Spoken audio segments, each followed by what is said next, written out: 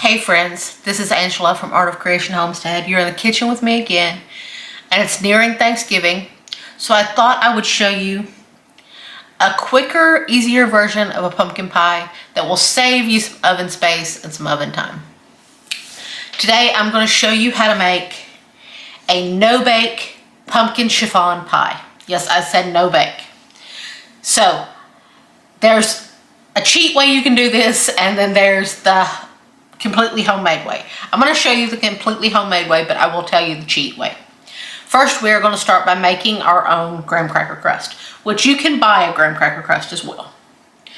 In this bowl, we have 12 graham crackers that I grinded up in a food processor, or you can use a rolling pin, however you want to grind them up, or you can buy graham cracker crumbs, which it would be about the equivalent of maybe a cup, a generous cup and a half. I'll put it that way. But it's 12 graham crackers. And we also have 1 tablespoon of granulated sugar and 2 tablespoons of packed light brown sugar. Now we're going to mix all that together. Be sure and break up all the lumps in your brown sugar and mix them thoroughly into your graham crackers. Now we have 1 stick, which is a half a cup, which is 8 tablespoons of unsalted butter that we have melted and cooled slightly. And you want all that 8 tablespoons, all that 1 stick to go in. Now you're going to stir that all together. You can, like I said, you can easily use just a regular store-bought graham cracker crust. It will work just fine, but it will not taste as good. I can promise you that it will not taste as good as homemade. So now it kind of looks like wet sand. So now we are going to transfer it to our pie plate. This is one that is kind of an odd shape. It's kind of an odd size. If you have these, you know what I'm talking about. It's kind of between 9.5 and 10-inch pie plate. You can use anywhere from a 9-inch to a 10-inch. We're going to dump all of the crust mixture into our pan. Now we're just going to use our fingers, push it out to the sides because you want to have a good border, but you also want to have a good base in the bottom. So you want to push out to the sides and then push up the sides a little bit. You're going to have a beautiful crust when this is done. Now you want to be sure and push it down firmly, because you don't want to leave cracks and things like that, because it will cause your graham cracker crust to break. You want it firmly packed in your pan. This pie is one that you can make the day before, and it takes a lot of pressure off of you to do it on the day of Thanksgiving. It takes a whole lot of pressure off of you. The fact that it's no bake takes a whole lot of pressure off the oven as well, which you need for that turkey. So now we've got our graham cracker crust completely pressed into our pan, nice and firm. Now it's not going to be baked. We are going to put this in the freezer while we do the filling for the pie. This is going to go in the freezer. Now if you want to do this, do the crust ahead of time and then wait a little to do the filling, then you can go ahead and put this in the refrigerator for a few hours.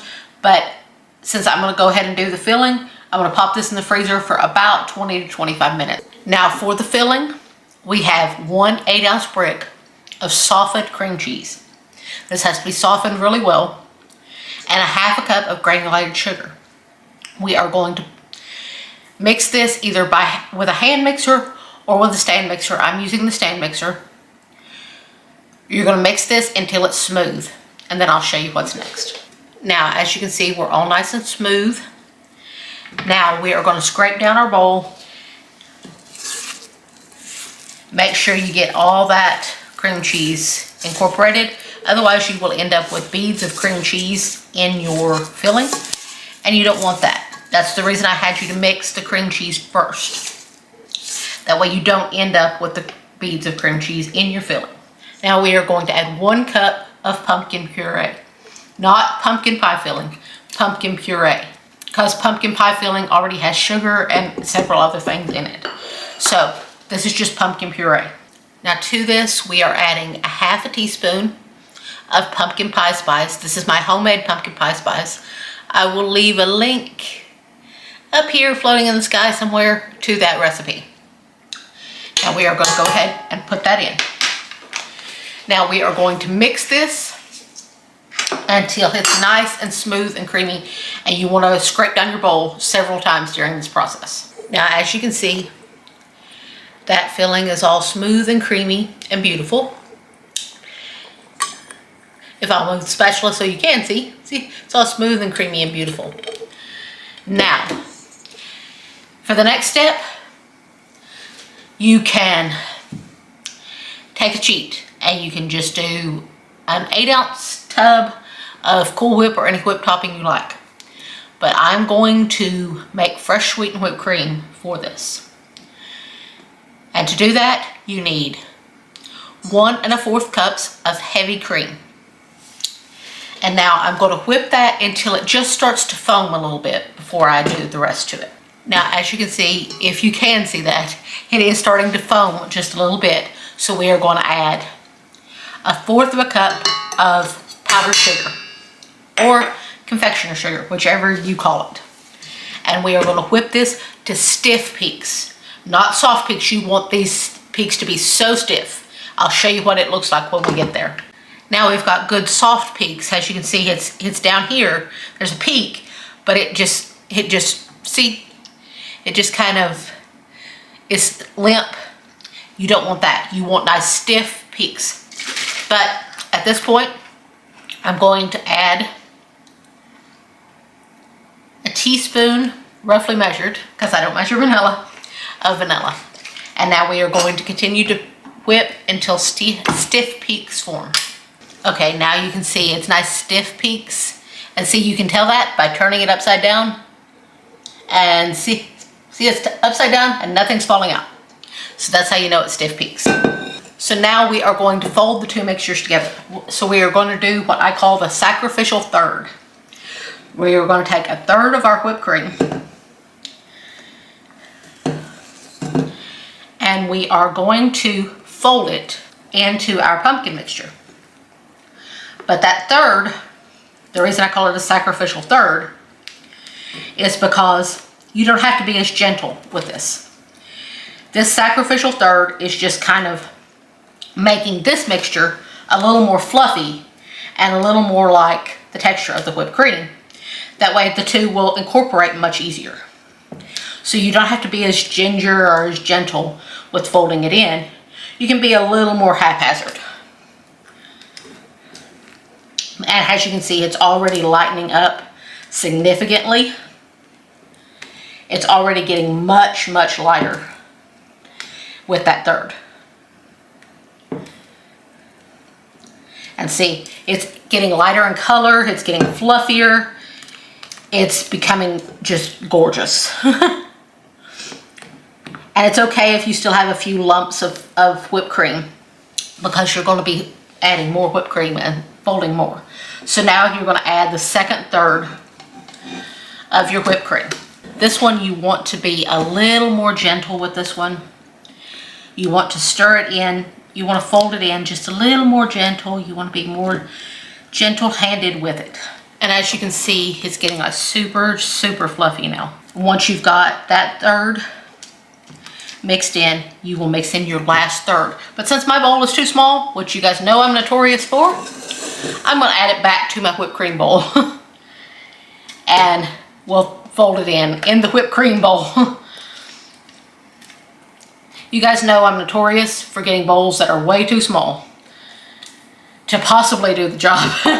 So now we are going to fold in that last third. And you're going to watch it get extremely light and airy at this point. It's getting so light and so airy and just fluffy. Now with this pie, you can top it with whipped cream, just like you would a traditional pumpkin pie, but you really don't need to, because you have all that whipped cream in it and it's so fluffy and luxurious already.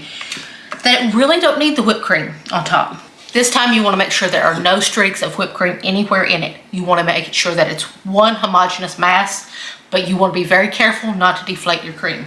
Now look at that. Isn't that absolutely gorgeous? It's just phenomenal looking. So now we are going to get our crust out of the freezer and put it in the crust. Now here's our beautiful graham cracker crust. Now we are going to load our luxurious pumpkin chiffon filling into our beautiful crust. Now we are just going to spread it around in our crust. Just going to spread it around nice and fluffy and beautiful. It's okay if you leave some peaks. It's okay if you leave some peaks in there, or you can smooth it completely out. But I'm actually making a few peaks. I want the peaks there. So I'm actually just taking my spatula and kind of making some little swirls because I think it's prettier that way. Now, isn't that gorgeous? Now you want to set this in the refrigerator for a minimum of 4 hours. You want it to set up nice and firm. That way it doesn't just run everywhere. You want to let it set up for a minimum of 4 hours. I got a bite of this pie. I've been waiting on it all day.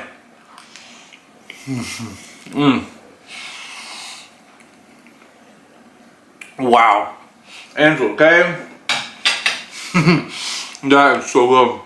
Like, it's pumpkin pie. For real. You get pumpkin pie, but you also get all the other stuff that Angela made with that filling. And you get the spice and you get everything else. It's so delicious. Like if you don't like the squashiness, I guess, of a pumpkin pie, but you do like the flavor, you just don't like the way it feels like squash in your mouth maybe.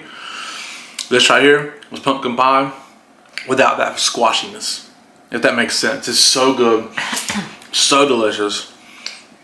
It's a great twist on your traditional pumpkin pie that, I gotta be honest with you, if you took that to Thanksgiving dinner at somebody's house and they were like, well, where's the pumpkin pie? And you gave them that, and they're like, well, this ain't pumpkin pie. If they got a problem with it, you can tell them to stick it and they can bring it to my house because I'll eat it.